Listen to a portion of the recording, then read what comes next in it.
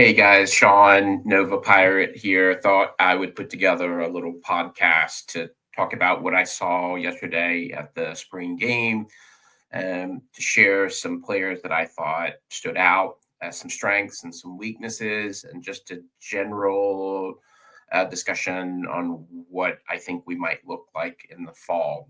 Of course, it's the spring game, and so as Stephen has written many times about this, you can't take too much away from the spring game, but I do think it can provide some sort of insight into where the team is, strengths and weaknesses. As always, I want to thank Stephen for letting me play pseudo sports podcast dude.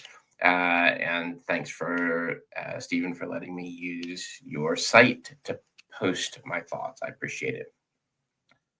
So I made the annual trek down to Greenville. It's one of the highlights of my year. And I have to say, I came away from the game feeling pretty good about our ability to be competitive in the fall. There are some really nice parts that Blake Harrell has assembled. I think he has, for the most part, done a great job picking up players in the portal that can come and play right away. I'm going to talk about a couple of those that I saw yesterday that will provide immediate help for us. I also want to talk a little bit about some things that I'm concerned about. Stephen talked a little bit about it or wrote about it in the 5 takeaways from the game yesterday. So let's get started. I want to get started with what I'm most concerned about. And I think Stephen wrote about this as well. And that is my biggest concern right now is a lack of viable quarterback beyond our current QB1. Look, I really appreciate what Raheem has done in the program. He looked as good as I've seen him look since he's been here. He certainly has the physical tools to play well here. What I saw yesterday, though, concerned me just a bit because we continue, once we have the drop off of our QB1, we just don't have anybody right now that can come in and be close to what we need, to be honest. And if Hauser goes down, I do not believe right now that we have a viable QB1 to take his place. In fact, beyond Jeter, if Jeter did not come in as QB2, I thought the best backup quarterback yesterday beyond Jeter was Chaston Didda, the freshman from Texas. This is a kid who I thought had great mobility. He kept the ball moving. He looked downfield the whole game, and I believe he could come in a pinch. But having said that, there will be such a drop off between who the QB1 is versus QB2 that it will look like a completely different offense. And John David Baker has really assembled some really interesting weapons, both on the offensive line, running back, and wide receiver, that I would hate for us not to be able to use everything that's been assembled, because I think the offense can look really good next year. So my biggest concern is lack of QB2. I think we've got to try to hit the portal and try to find someone, a 5th-year senior, someone who can come in and provide stability if Hauser goes down, God forbid. So here's my other concern, DBs and the safety position. So the game yesterday was, as you might expect, it was a very bland sort of offensive game plan.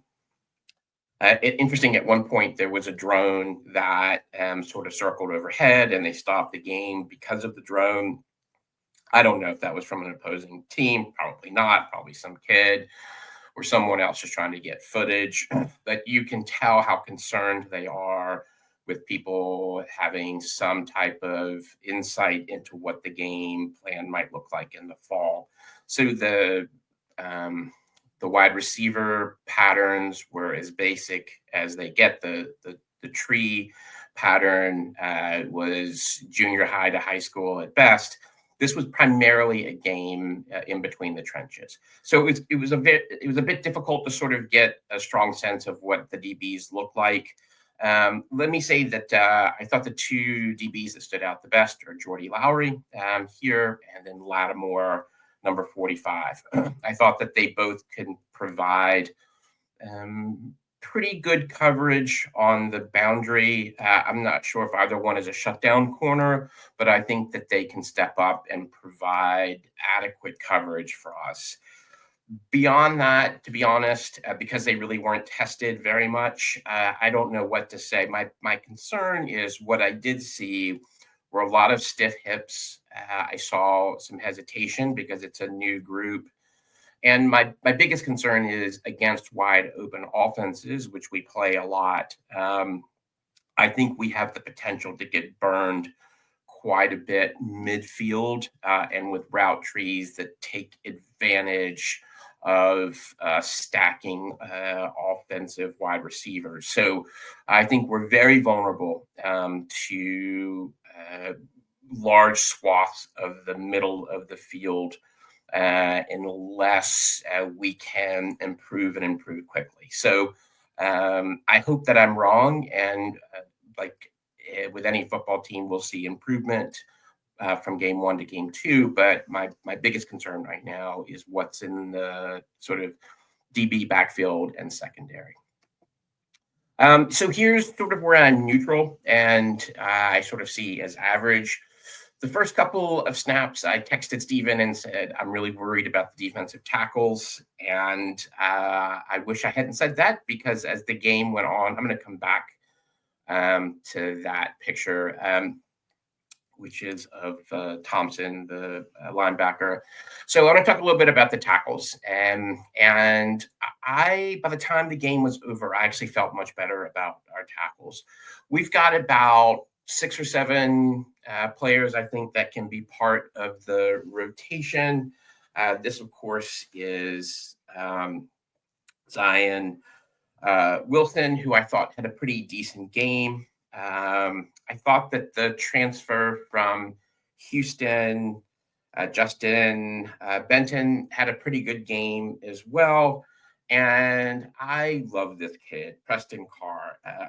This guy is a pirate through and through, and I thought that for the most part he held his own.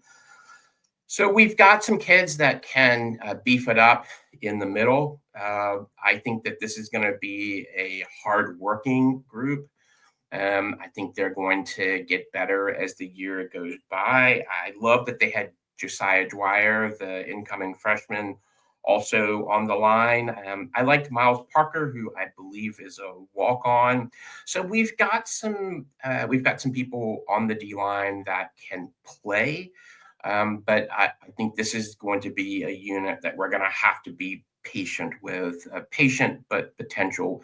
The defensive formation yesterday was a lot of 3 down men. They were being asked, it looked like to me, to play a 2-gap system. And look, that's when you've got so many new people coming in. It can be difficult to sort of know your assignments. And I saw a lot of hesitation on the line yesterday, which certainly makes sense. And there were times, and I'm going to talk about this in a moment, where the offensive line absolutely dominated the D-line. And at times, it really, like, this group looked like they needed some help. But then they rallied and then sort of stayed with it. So I like that a lot. You can tell they've been well coached.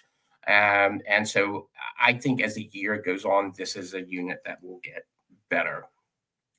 The linebackers, it's kind of a mixed bag. I really thought Thompson, who this isn't a great picture of him, I thought Thompson had a pretty good game yesterday. In addition to Thompson, I thought Barker and Noah Holmes held their positions fairly adequately. Again, this is going to be a unit that's going to be a work in progress, but I think it's going to be a scrappy unit from what I saw yesterday. All right, let's talk about the strengths. And this is something that we have not seen at ECU in a very long time. I really believe that one of the main strengths of the team is going to be the O line. And I saw, as I was paying attention to the tackle position in particular, and I actually think we have 4 people that can play tackle. And the kids, right? The young men that we have assembled, these are big guys up front. These are some of the biggest kids on the team. Uh, you can tell the players that have been in the system for a while have gotten stronger and bigger. McCrimmon, Poku, all seemed like they were comfortable with what they're doing. I thought Bell at center looked as comfortable as he's looked since he's been here. Riddy Jr., I hope I'm pronouncing that right, at tackle looked really good. At times yesterday against the D line, just running simple zone, they dominated the D line. There were a couple of long runs that basically had the guard do a simple reach and just really moved the tackle out of his space on a number of occasions. I saw guards getting to the second level. I saw us doing a pretty decent job of pin and pull. Look, if this group can stay healthy, and I think we've got about 10 kids that can play, this is going to cause problems for some of the teams that we play next year. And it's going to cause problems because they're big, they're strong, they've had time in the system, they seem really well coached. And for all the things that our OC wants to do, he now has his second year with these kids. And I really think that we can be one of the better lines in the conference. That's my prediction. And then you sort of tag team this with the running backs that I saw yesterday.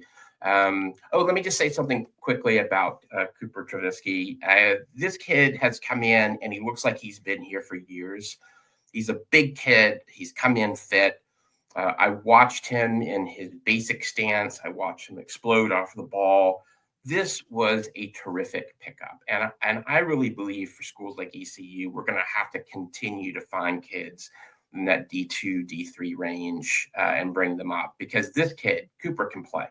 And I believe he's probably going to start next year. So this is a strong group of running backs, and it's an interesting mix. We had, a couple that really had excellent runs yesterday. Montgomery looks faster to me. He looks bigger, and looks like he's more comfortable in the system, which certainly makes sense. I thought Engelman did a nice job, and I thought Parker Jenkins was one of the better backs in the backfield. Great vision, patience. He hits the hole really hard. He's got a good first and fourth gear. I really like the talent evaluation that this team has made, that these coaches have made. And I really think that we have done a great job of giving the offense some really good weapons. So I feel good about the running backs. I don't think they're going to be a top 3 unit, but I think they're going to be in the conference, but I think that they are going to be above average. So I felt really good about that. And then the wide receivers, there really wasn't a lot to evaluate because the play was so limited in terms of offense, but in terms of route trees. But with both Smith coming back, with Tyler Johnson, with Robinson, we've got some nice weapons, right? So I felt coming out of the spring game on that position that we're going to be just fine. All right, so here are some final thoughts. O-line and quarterback will be strength of the team in the fall. That's my prediction. We need a D1 quarterback transfer. Running backs and wide receivers will give us multi-dimensional ability next year. Defense will be a work in progress. I'm most concerned about DBs and linebackers. John David Baker can be creative with what we have on offense, and teams should be competitive in the fall. It should be a competitive group. All right, guys, tell me what you think. And thanks again for watching, if you're watching.